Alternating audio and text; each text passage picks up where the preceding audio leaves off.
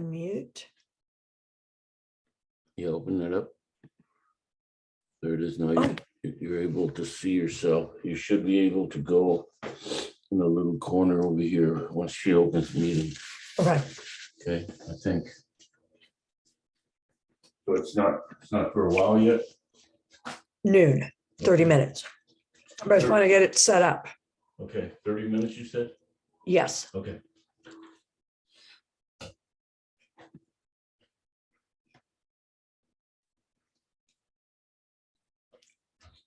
Hmm.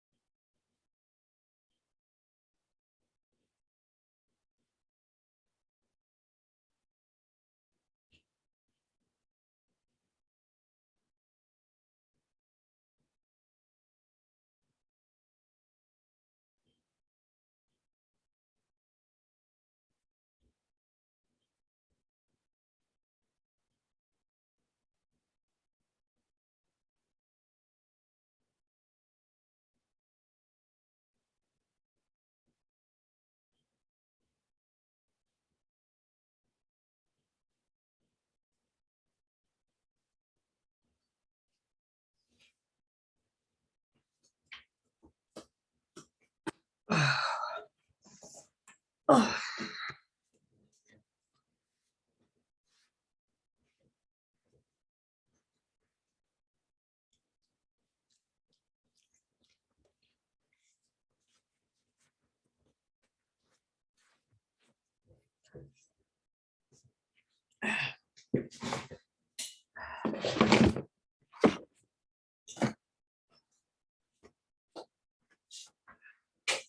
We're about 540 some odd dollars a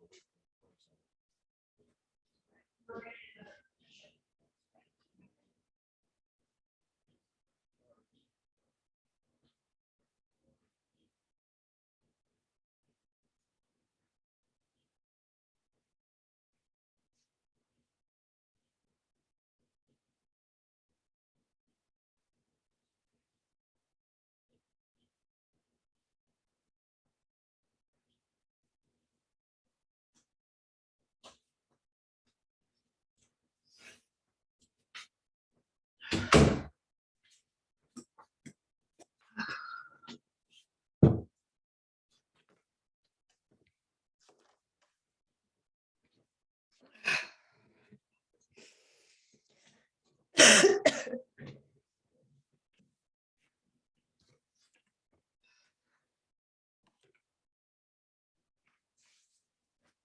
yeah.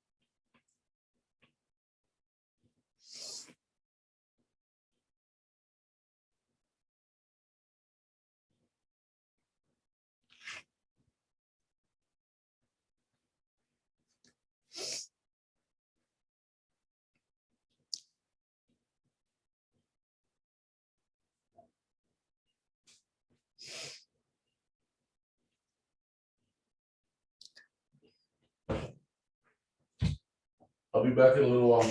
Okay. Okay, all right.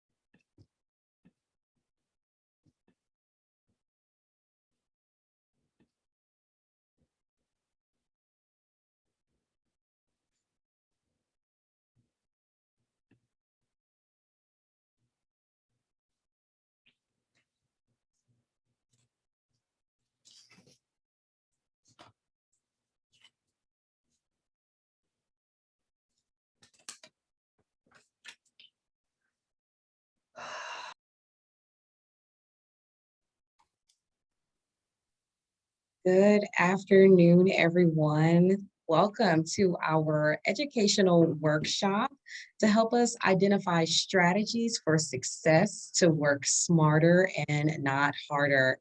My name is Shayla White, and I am proud to be the Executive Director of the Greater Houston Women's Chamber of Commerce Women's Business Center.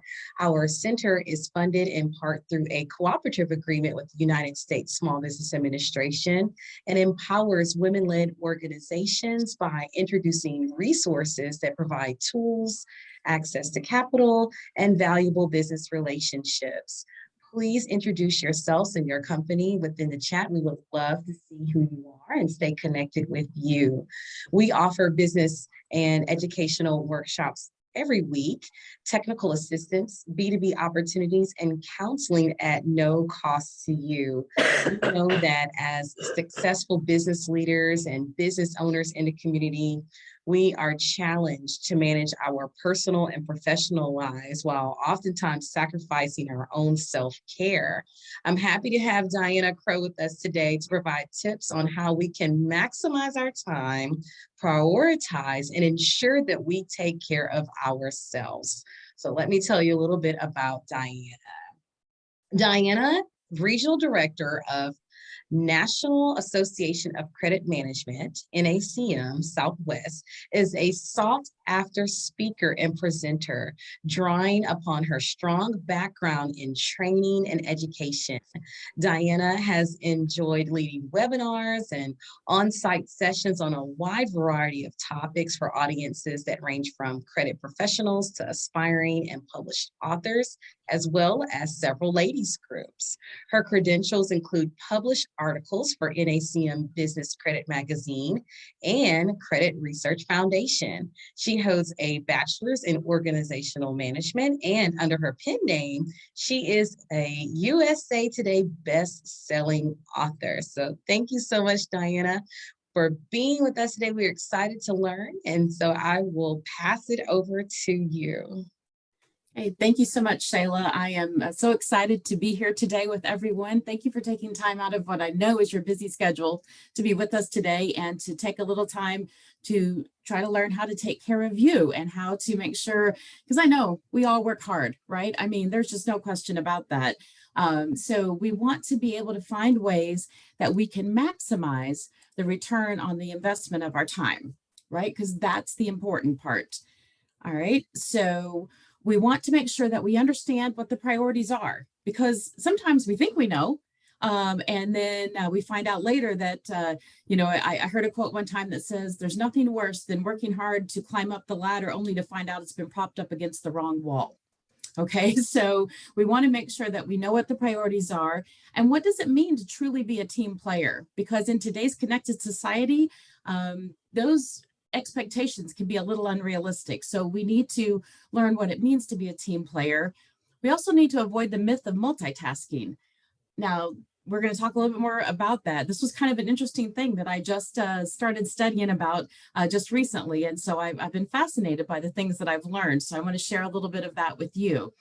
How to give yourself a break, know what your prime time is, know what distracts you and what motivates you, how to be resourceful, and then ultimately sharpening the saw. And we're going to talk about what that means.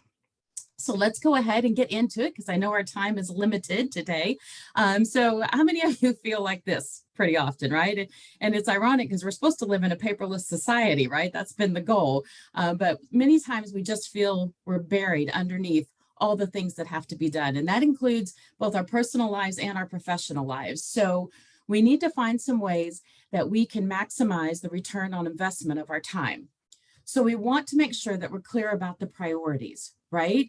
So because we want all of our things that we're doing throughout the course of a day to make sure that we're delivering the desired results, right? Because I mean, that's important. We're not just doing these things just for fun, right? We're doing them because we're trying to get somewhere, either move our family forward, move our business forward, move our employer forward, whatever the case may be. So we need to know, are we delivering the desired results? And is the work that we're doing contributing to that end goal, right? Because otherwise we're just a hamster in the wheel. Is your work generating results or just activity? I worked with a woman one time, man, she was good at looking busy. I mean, if you were to just walk by her desk, you would think she must be getting stuff done like nobody's business. But it turns out she was just busy looking busy. She wasn't actually delivering any results. And so we have to make sure that we aren't that hamster in the wheel and just looking like we're running like crazy. We actually want to get somewhere, right? Like I go for a walk most mornings. I usually give myself the weekend off, especially if I manage Monday through Friday, right? And I walk anywhere from 3 to 4 miles in the morning. But, you know, someone once said, because I get up super early because it gets hot here in Texas, right? Like, I mean, it's, you know, at 6 a.m., it's already sometimes 80, 90 degrees. So but someone was like, well, just go to the fitness center and walk on the treadmill. I'm like, I cannot spend an hour of my life walking and getting absolutely nowhere. You know, I need to feel like I'm making progress. Now, that's just a personal thing, but in our lives, in our day-to-day things, we want to make sure that we're actually making progress towards getting somewhere, right? Because we could spend our time doing other things. So we want to make sure that what we're doing is generating results. So this cute little chart came from Stephen Covey's First Things First. I don't know if any of you have heard of him, but I have been a fan of his for a long time. I actually had the privilege of going to a session that was led by one of his instructors, and it was called First Things First. And it was all about helping us understand those priorities. So it says that we should group things that we need to do into one of 4 quadrants. So if something is important and is urgent, then we should do that, right? That just makes sense. If it's important but not urgent, then we need to plan for it, right? Because we need to get it done, but it doesn't have to be done right now. And we have to learn to distinguish those things because, you know, as women, we're wanting to get stuff done right now, all the time, always, right? We like to check things off our list. We are motivated and we are getting stuff done. But sometimes we need to plan for other things because we can be so busy doing things that we're not actually moving ourselves toward those goals. So we plan those things, whether it's blocking things off for time on your calendar. We're going to talk a little bit about ways to do that.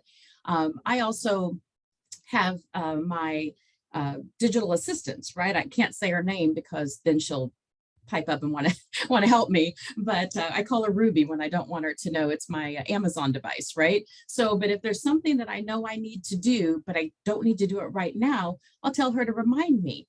And then at that point, I can let it go and move on to other things. So we have to plan for those things that are important, but not urgent. Now, if there's something that's urgent, but not important, and by not important, I mean not important to you personally, that you have to do it, it just has to be done. Well, that's when we delegate, right? And that's hard, right? We struggle. I don't know about y'all, but I might have some control issues. Just ask my family and friends. They'll definitely say that I have control issues. So it's hard for us to delegate. And when we delegate, we have to make sure that the people we're delegating to understand what the goal is, what you need them to do, and the time you need it to do it by. And then you have to trust them to do it, right? You assume that the people you're delegating it to have the knowledge and expertise to complete the task, right? And so then we have to delegate, because if you micromanage and keep going back to that person, well, then you're right. You should have just done it yourself the first time because you're spending all the time anyway. So now 2 people's time is being taken up. So we have to make sure that when we delegate, we give them the authority to get done what needs to get done. And then if something is not urgent and not important, well, then you eliminate. Now, it was interesting. I saw some of the charts when I was researching this that said, these were things that it considered frivolous, like game playing and stuff like that. And while I don't think those should be eliminated, and we're going to talk about the importance of taking a break, they do have to have the right prioritization in our lives. Okay. So again, start trying to think of things in relationship to these quadrants so that you know how you need to respond and handle those things. So we plan and we have all of our plans in a row, but then things happen, right? Things come up. For instance, meetings, right? We have meetings and more meetings and more meetings, right? And sometimes we're sitting in a meeting going, why am I here, right? I mean, how many of you, I can only see a few of you, but, I'm sure that we've all been sitting in meetings that we're like, I don't understand what I'm supposed to be doing with all of this or why I'm even here. So we have to start looking at the meetings that we're being asked to attend and determine do these fit in to my priorities, right? So we have to learn, depending on what our role is, and if you're the owner and driving the company, well, then you get to decide how many meetings are there. So think about these things as you're setting up who needs to be in meetings.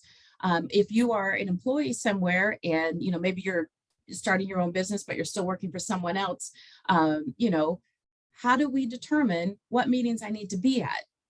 So if you're in a position where you can determine if there are how many meetings there are, maybe take a fewer meeting stands and ask yourself, is this something that can be communicated via Teams, via email, whatever the case may be? Because sometimes the purpose of meetings are just to disseminate information.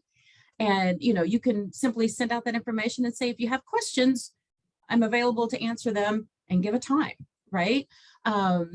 Because you want people that are going to be in the meetings that are contributing, right? Who are essential to be there, because otherwise they can get that information another way and their time at that meeting is not necessary.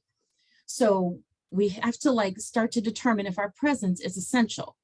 Now we have to be careful about how we approach that, right? You just don't want to be like, I don't have time for that, I'm not going, because then, you're not making friends, right? You're not playing nice in the sandbox. So, but you can say to someone, if you have a boss who's wanting you to be at a meeting and say, okay, listen, I just want to make sure I'm getting done what you need me to get done. So I have this project that's due at the end of the week, and you've indicated is very important. And then there's this meeting that I've looked at the agenda and I don't think that, necessarily have anything specific to contribute. I do want to know what happens in the meeting. So is it possible that someone could take notes and just share that with me?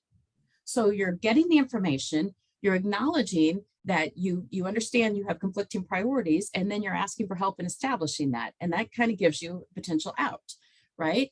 You can also ask that anytime someone schedules a meeting, that there is an agenda, because we've all been to meetings where we're like, what are we talking about? Why are we here? What's going on? So we need to understand what the agenda is so we can determine if our presence is needed. And then also you want to have meeting notes, because if someone can't be there, you want to make sure, and everyone should take a turn at that, right? So there's a lot of different ways that you can approach it. And the organizations that you're dealing with or the organization you want to create. And so, these are just some things to keep in mind that can help eliminate having people just sitting at meetings playing on their phones because there's no reason for them to be there, right? So think about that, because that time that you are in that meeting is taken away from other things that you can get done. So if it's not generating results, do you need to be there? Okay. So I love this little chart, because, when you have your monthly performance reviews or you're talking about results and things like that, it all seems pretty laid out, pretty straight, right? The expectations, like, here's where you are, here's where we want you to be. And so get there, right? And then reality is not ever that easy. It's not ever a straight line. There's always a million things that come up. So some of the things that we encourage you to look at is, do the goals and expectations that are defined for you match the work I'm asked to do? You would be surprised at the number of times that when yearly objectives are set for people, and then when they look at the work that they have to do every day, it's not really getting them closer to hitting that objective.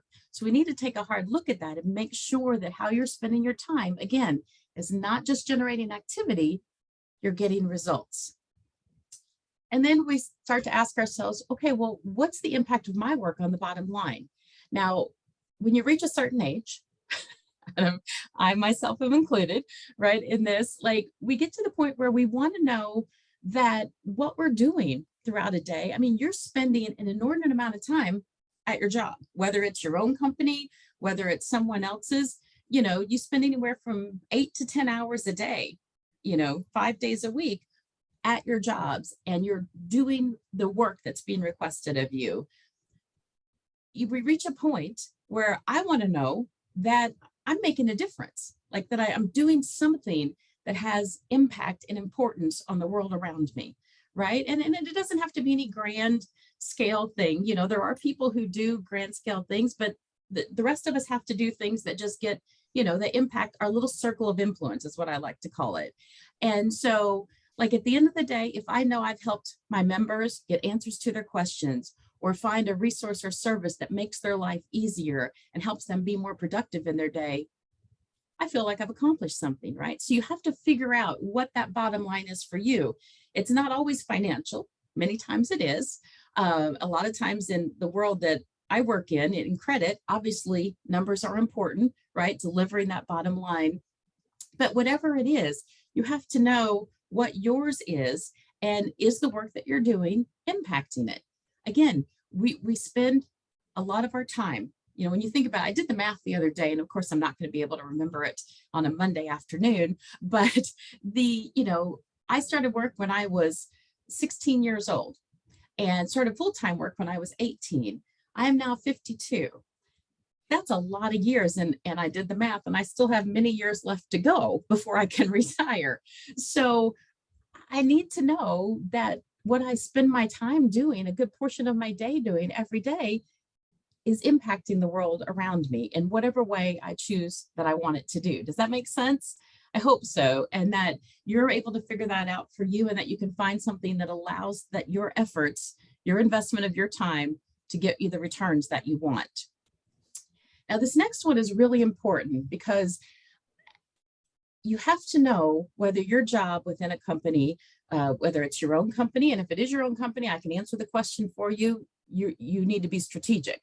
That doesn't mean that, especially if you're starting out, you don't have to also be administrative, but you need to know if your job role is defined as more strategic or administrative, right? Because if you are strategic and you are spending all your time doing administrative type work, your company is not going to move forward, right? Because you're the captain of the ship, right? And so you have to be thinking about and plotting the course of where we go next, and where do I want my ship to go, and what path do I want it to take? And if you're not doing that, then no one else is going to, especially if it's your own company, right? So you need to spend time, you know, delegate the work if you have the ability to do that. Depending on where you're at in the process of your company, you may be the only one. But if that's the case, then you need to make sure you schedule time on your calendar for those strategic related activities. Those are critical and important for you to keep moving forward with your company. Okay, so again, we want to get results, not just effort. Okay, all right. So being a team player, I mean, that's like a big phrase, right? We hear all the time. People are like, you need to be a team player. Okay, and that's great. We all want to be team players. We want everyone to play nice in the sandbox. But in our connected world, I mean, I don't know about you guys, but I have, you know, my email that's on my laptop, and then I have email and Teams on my phone, and text messaging. And, you know, then we have our smartwatches that, you know, tell us if we didn't get it from the other two places, you'll also see the notification on your wrist, right? So it is very hard to be disconnected and like set some boundaries. But being a team player does not mean 24/7 access to you. Okay, you have to establish those boundaries and minimize interruptions, because again, we want to be effective in our day. So if you have people who you're training or who come to you for questions and things like that, you have to set some expectations. Like for instance, in my last job that I had, we started work at 8 a.m. It was 8 to 4:30, I think, with our lunch. I'm not a morning person. Now, I do get up early now and I go for my walks, but I don't want anyone calling me at 6:30 in the morning or texting me, asking me a work-related question. I'm like, no, 8:30. And if you are smart, you'll wait till at least 9 to give me a chance to have a cup of coffee, right? So, but you have to know, like, and establish the boundaries for what is, yeah, and that doesn't count emergencies, right? If someone had an emergency, you could call me at any time. But if it's just a work-related question that it doesn't matter if I answer at 7:30 or 8:30, you know, wait, because what happens is when you respond to emails, text, whatever that comes in outside of normal business hours, then what you are saying is sending a message that says, you can reach out to me anytime and I'm going to respond right away. That makes it hard for work-life balance, right? We were already given a big portion of our day. Let's just say we sleep on average 6 to 8 hours. You work 8 to 10, there's not a lot of hours left in the middle, right? So we have to make sure that we set the expectations and establish those boundaries so we can minimize interruptions and accomplish all the things that we want to accomplish in the day, both work-related and personal related, right? So if you're someone who gets a lot of questions, then you can schedule, you tell your employees, I need you to schedule time to review those non-urgent questions, okay? Because that teaches them that A, not everything is a fire that needs immediate attention, and B, that when they come to you with that time, and it's very important that when you give them that time, that it is focused time, that you're not doing 12 other things. If they've waited and you're going to give them a half an hour to an hour of your time, you need to minimize those interruptions and give that employee the attention, all right? But they also need to come not just with problems, but with proposed solutions. So what does that do? That tells them that A, they might figure out the answer to their problem before they get to you, right? B, it lets them think and helps them grow and learn because it gives you an opportunity when they come to you and they say, okay, here's the situation, you know, and you say, okay, what do you think we should do? And they tell you, you can use that then as a teaching moment to say, okay, that's great, you know, that works. Or maybe I like this, but what, you know, some other things you need to consider are, and then you explain that to them. So it helps them grow and learn and develop as well. So what should happen is over time, the need for them to come to you for those not urgent questions are going to get answered, right? And so if they have repeat questions, then you insist that they take notes. And if they come to you with that question yet again, you'd be like, you know what, we have talked about this before. Why don't you refer to your notes, see if you can figure out, and then we can go from there. Okay, so again, it gives you some great opportunities to help develop your team and also minimizes the interruptions you have because you have things that you need to get done too that, again, if you're a strategic person, you've got to have time to focus on those strategic things. So I hope that that makes sense. And, you know, I love being a team player. I love helping my team members out, but sometimes I have to minimize those interruptions because there's things I need to get done too, right? Just as you do. All right. Okay, so let's talk about multitasking. All right. I've heard this also called attention switching. And so it's very interesting that there's been studies that have shown that you can't truly focus on more than one thing. Now, and here's the caveat to it, that requires serious brain power. Because listen, I know women, and we can multitask when it comes to, I can have laundry going, I can be working on dinner, I can be helping the kids with their homework, I can be doing 10 different things and keep them all moving through, but those don't really require serious brain power, right? Those are just normal routine activities we do throughout the day in the evening, okay? But when you're having to focus on a project, like when I'm working on a presentation, I need to focus. And if I say, you know, I'm doing that, but then I'm also, oh, an email came through and I do that. And so I'm thinking, oh, look at me, I'm getting my presentation done and I'm answering emails and I'm just superwoman.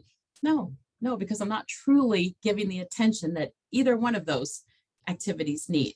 Okay, so we have to make sure that if we're truly needing to focus, that we do one thing at a time, calling single tasking our way through the day. All right, because trying to do that for over a long period of time can sabotage your mental health, because what happens is we get frustrated.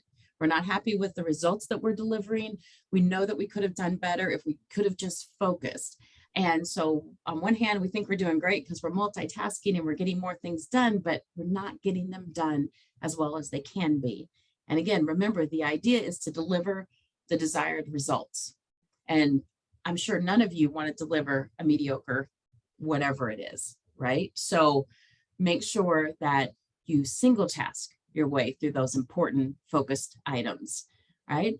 And also focus on where you can make a real contribution. You know, again, sometimes there's lots of opportunities to participate in many different things, both again, in our personal life and our professional lives. So sometimes we have to pick and choose. You just can't do everything, because what happens is you get burnt out, right? You know, you see the mom who's trying to do all the things, you know, that a stay-at-home mom would do for their kids, but then they're also trying to be superwoman at work and, you know, move up the corporate ladder in record time. You can't. There's just, you're going to get burnt out, and then you're going to be stalled. So you need to focus on where you can make the most contribution, where you're going to be delivering those desired results.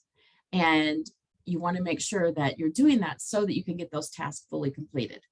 Okay, so next time you're thinking about multitasking, make sure that you don't do it on things that require serious brain power. Okay, because we want to make sure that we're giving it everything that project deserves. There's been studies that have shown, are you ready for this? Because I was a little shocked by this, that your IQ drops 5 to 15% if you're multitasking. So that means we're not giving all of our brain power to any one thing whenever we're trying to do more than one thing at a time. So we block time on our calendar, we eliminate distractions, and we're going to talk about those in just a minute, how to do that. So don't call it multitasking. Think of it as attention switching, and know when you can do that and when you can't. Okay. All right. So how many of you recognize the Kit Kat bar, right? Like, you know, every time I see that, the little jingle goes to my head, and, you know, we have fun with "Give me a break." Okay. So I love this little GIF though. It was like, there are two types of people in the world: one who eats their Kit Kat right, and then, you know, just the crazy ones. I might be on that second category. I don't know. So, but the importance is that you need to take a break, right? You know, sometimes we just go. And we have to remember that our work life, even our life itself, is a marathon, not a sprint. And we can sprint a little bit from time to time, right? But then we have to take time to take a break, recharge the batteries, right? And studies have shown that these breaks can improve morale. If you're pushing everyone, yourself and everyone around you, till the point where there's no breaks, there's no relief, there's no anything, you're going to wear them out, and morale is going to drop. Breaks give us higher productivity. They lead to job satisfaction. It helps with your emotional health, and it increases your desire to go above and beyond. We have times when we have a long weekend coming up, like for instance, a Memorial Day, and my boss sent out an email about 1 o'clock in the afternoon, I think it was. And she said, you know, and she sent it to everyone, and she actually encouraged us to reply all, because normally we say, please, for the love of God, do not reply all, right? Whenever it's a company-wide announcement, because then everyone's email inbox gets filled with people saying, thank you, okay, great, thank you. And nobody has time for that, right? So, but what she did is she said she wanted to create an atmosphere of team. So she said, you know, let me know 3 things that you're going to be doing over the weekend. And she said, don't just say eat and that kind of stuff. She's like, but share some fun things that you're going to do with the team. And she said, and everyone who does that, you know, make sure you work through your lunch, and then make sure your members are taken care of. And then you can sign off at 2:30. Okay. So 2 hours before quitting time. The end of the day, is 2 hours going to make or break things? No. But what does it do for the employees? It's a huge morale boost. We're getting an early start on an already long weekend. We're pumped. People get focused. They're like, I'm going to get stuff done, right? So by giving that little break at the end of the day, she created increased morale, job satisfaction, and people's ability to go above and beyond, right? So you just got to sometimes do that for yourself, right? And figure out how to do that for either yourself or your team. But it's important to take a break. You can't go nonstop. All right. Now, experts recommend taking breaks every 25 to 90 minutes. I think you got to figure out what works for you, because you still have to get things done, right? So, but make sure you schedule time in your day for those breaks. All right. So we need to know our prime time, right? I mentioned earlier, not a morning person. If I'm up in the morning, it's because it's something I need to get done. Usually I'm doing my walk. But you know, some people are morning people. I mean, they get up ready to hit the ground running. It doesn't matter how much sleep they got. They are good to go. I'm not one of those people. So I do not schedule difficult tasks for myself first thing in the morning. I'm doing what I call those mindless activities. I'm, you know, responding to emails that don't require effort on my part, like just a simple yes or no type of a thing. I might maybe sending out follow-up emails for our, you know, just standard form type things that I've written already, you know, weeks ago, and that go out to all of our members, whatever the case may be.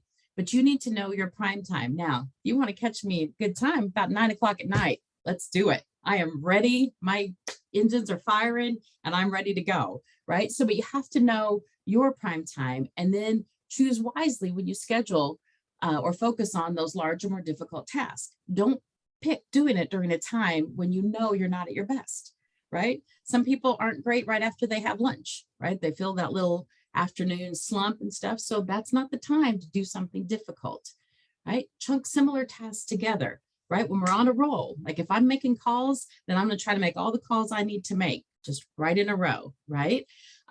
Because that helps me be more productive. And again, you need to understand what your work style is, how you work, and make sure that you schedule the things that you need to get done based on those times and those energy levels. Those are important.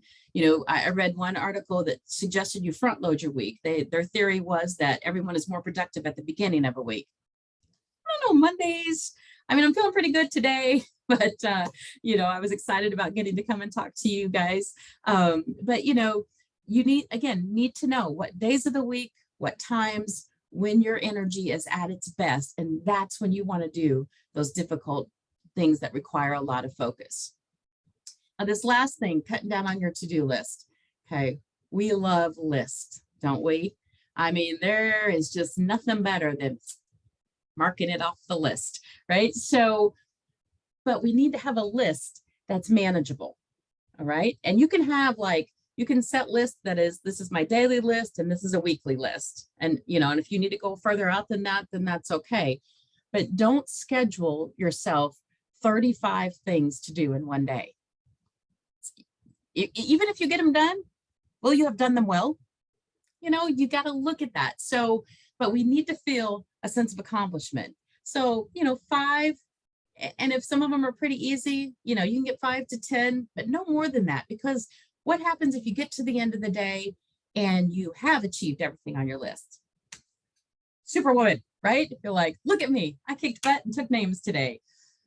But if you had 25 things on your list and you only got 8 of them done, then you're feeling kind of down, right? And that makes you demotivated. And each day that happens, it just takes away from your energy level and your motivation to keep trying, because you're like, it doesn't matter how hard I work, I never get it all done, right? So go back and look at those quadrants and your to-do list and know how many, you know, what quadrant they fall in. Is there some of this I can delegate? Is there some of this I don't need to do?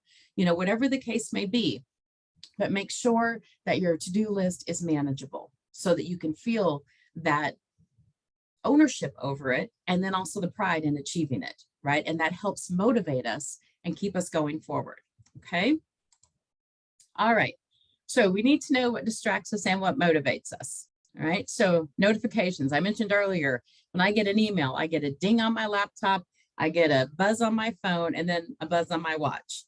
That's 3 notifications for one thing, okay?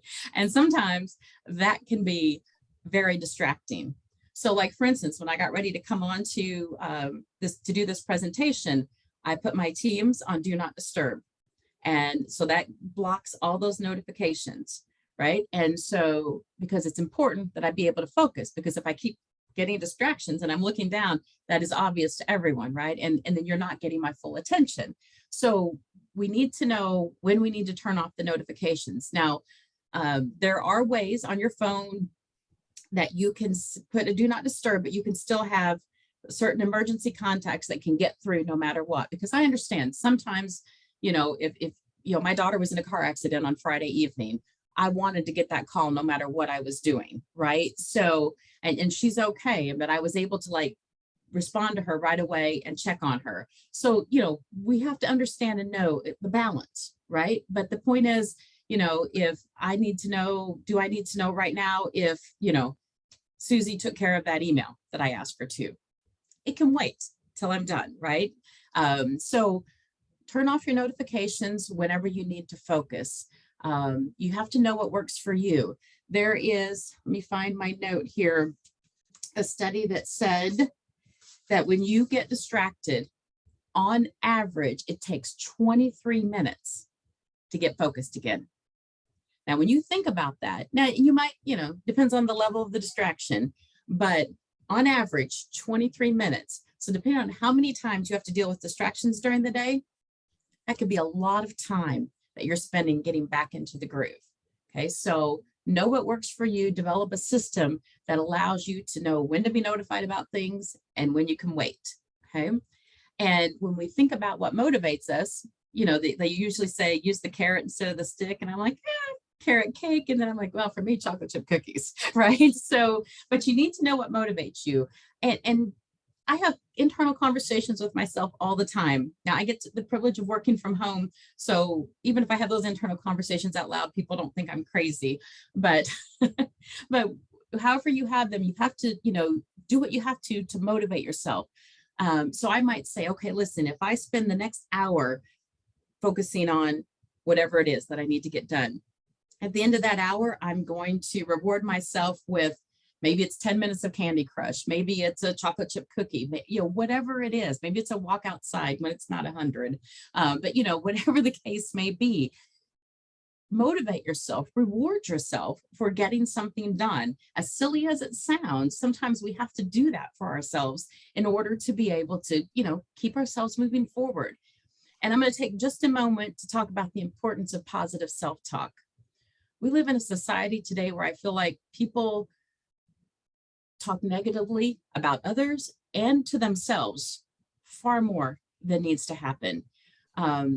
We have to be our biggest cheerleaders, right? And so, but we tend to be with ourselves very hard on ourselves, right? Because we're trying to get things done. We're trying to be everything that everyone wants us to be. And when we fall short of that, it's very easy to kind of beat ourselves up, right? And talk negatively, even if it's internally.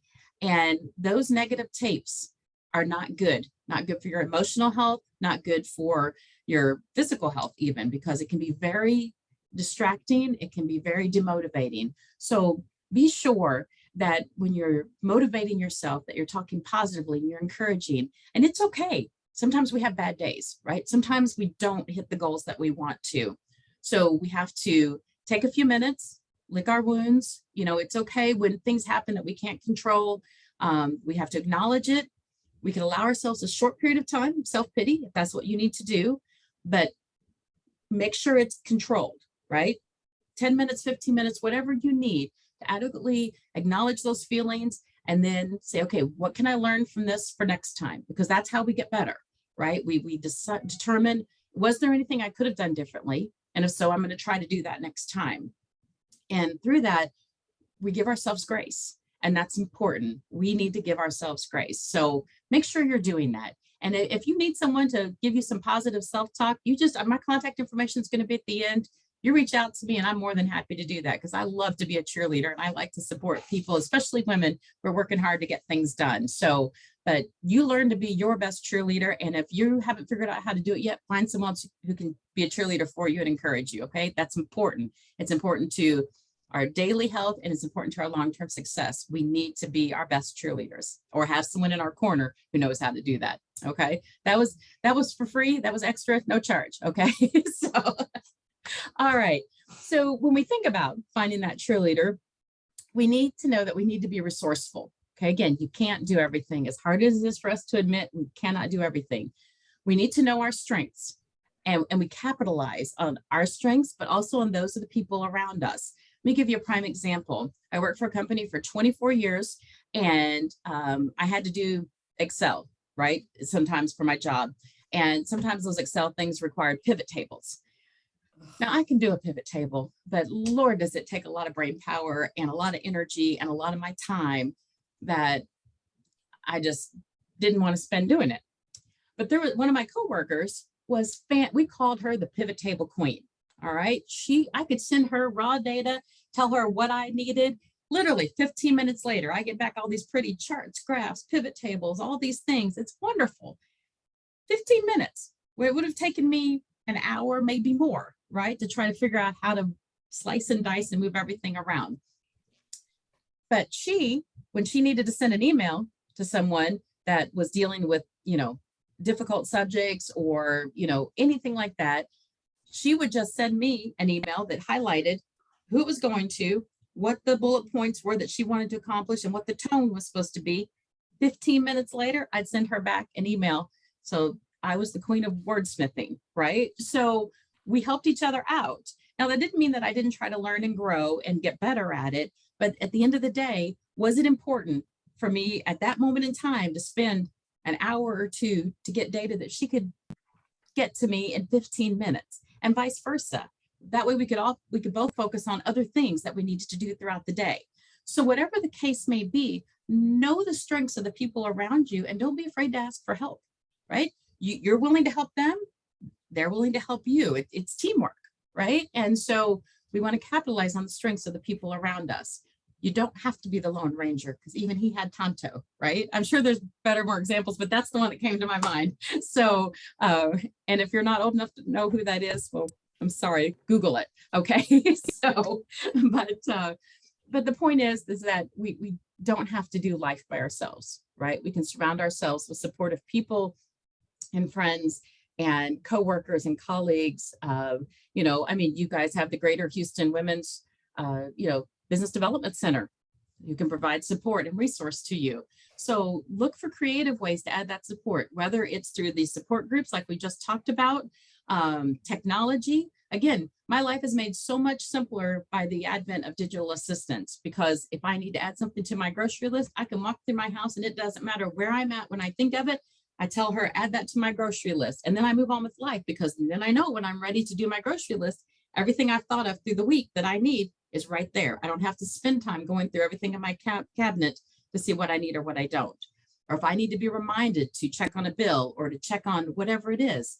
So, automation and technology provide us a lot of tools. And there's a lot of things that are free. There's all kinds of, planners and schedulers and task monitors and things like that you can go on to, the internet and find and download for free to help you manage your day and to be more creative or be more productive in your day. So look for those things, whether it's third-party providers. Sometimes it might be a cleaning service. Listen, if you're starting a new business and you're working 15, 18 hours a day and you're sleeping 5 to 6, your house might need some help.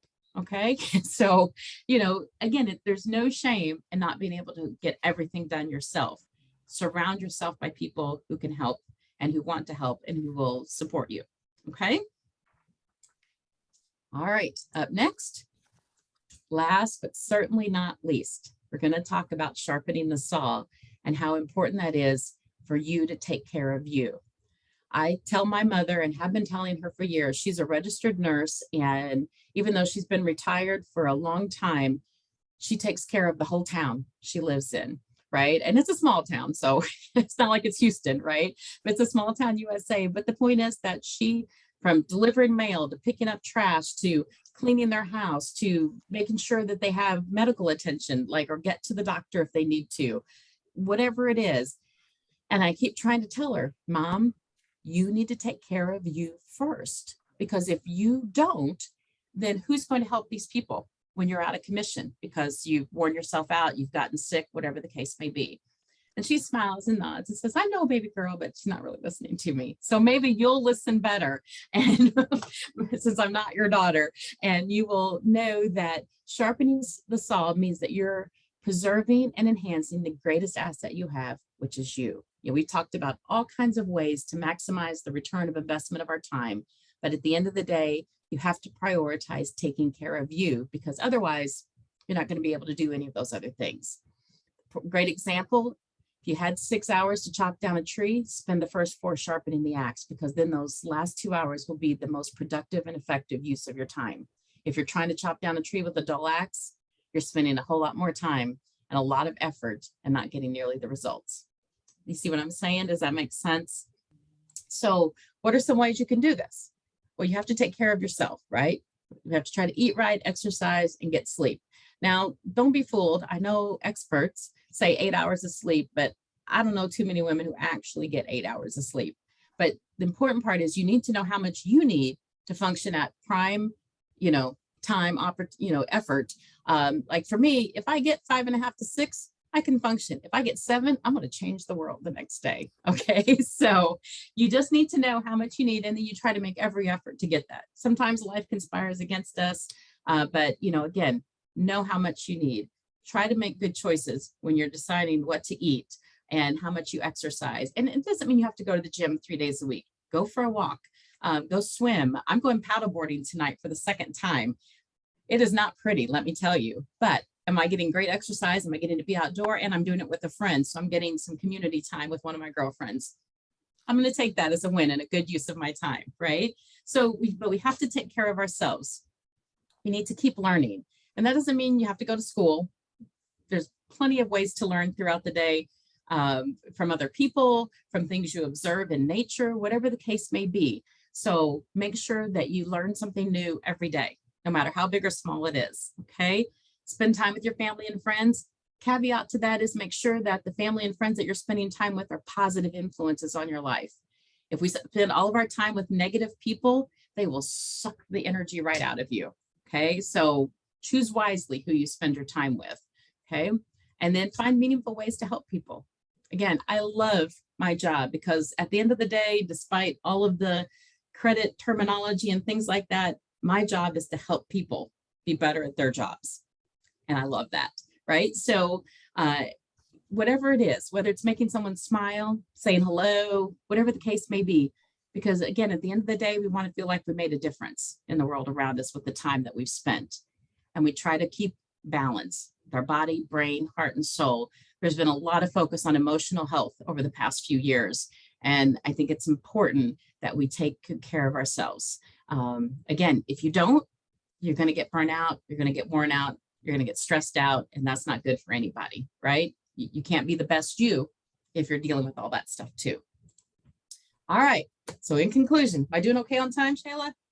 Okay, good. All right. So time management is a must. You have to take control, set boundaries, and healthy boundaries. I know it's hard because we have so many things drawing at us and pulling at us all day long, but you have to learn how to set those healthy boundaries and manage your time appropriately so that you're not just that hamster running in the wheel and getting nowhere. Look for proactive strategies and solutions. Figure out what your challenges are and what are the best ways that you can overcome those. Utilize those support systems, whether it's the support groups like Greater Houston Women's Chamber of Commerce, other colleagues, third-party providers, automation, even NACM. We're happy to help in any way that we can as you're starting your business and learning things and doing things. And of course, ultimately, don't forget to take care of you, right? Because if you don't do that, then all the rest of it is irrelevant, okay? All right, just a few quick items about NACM because you might have not ever heard of us, because I have to tell you, until I started, coming into their circle, I've never heard of them either. So as Shayla mentioned, it stands for the National Association of Credit Management. We are the Southwest affiliate. So basically, we help support people in the credit profession and in credit departments, right? So we provide education. Now today, we call this one of our soft skills education, but we do provide a lot of education with regards to credit specific things. We have a lot of resources to help people who are, they're starting out their companies or who are have been in credit for a while, whatever the case may be. And then we offer services and support. Again, any of my members can call me anytime, of course, within business hours, right? As we've learned. And we're going to do our best to help them find the answers. Even if it's not something we do, we're going to be able to try to connect them, just like I'm sure the, Greater Houston Women's Business Development Center does, Small Business Administration. They might not be able to do everything that you need, but they know who they can connect you to. And we do the same thing. All right, so that's just a little bit about us. If you have any questions or want to learn more, that's my direct line number and that's my email address, and I would love to hear from you. Thank you all for having me today. Wow, Diana, thank you so much for all of this information. And please make sure that you copy Diana's contact information here. She'll be a great resource to you and happy to help if you have any questions or need a cheerleader, as she advised.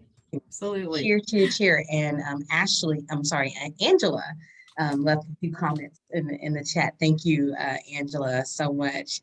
She said great presentation, and she also gave an example of some of the boundaries that she sets for herself when it comes to her phone. She turns it off, all the way off. Wow, I'm not sure I possess that kind of willpower. But awesome. Oh, great. And then David says, thank you. This was great. We really appreciate everyone here on the call and taking the time to be here to get this information. And of course, thank you, Diana, for the time you took to put it together. Our number one resource is ourselves, as Diana said. So it's extremely important that we execute these strategies to work smarter. And I know that a lot of us on the call are business owners or just people in business or in leadership. In your business, it's extremely important to you. So being smart and getting the maximum return on your investment for your time we spend each day is definitely a priority. Diana was very gracious enough to go through some examples on how we can do just that. And so we hope that you can implement these strategies as soon as possible. So starting hopefully today. So thank you, Diana, for sharing your knowledge about this very important topic. And our guests on the call are thanking you in the chat. We really do appreciate everyone taking the time to stay with us this afternoon to learn these important strategies. And we want you to stay connected with us by visiting our website, which is www.ghwcc.org, to check out our upcoming events and to sign up for our newsletter. We are here as a resource to you, so please take advantage of the opportunities that you have with the Greater Houston Women's Chamber and all of the B2B, the counseling, technical assistance, business and educational workshops that we offer.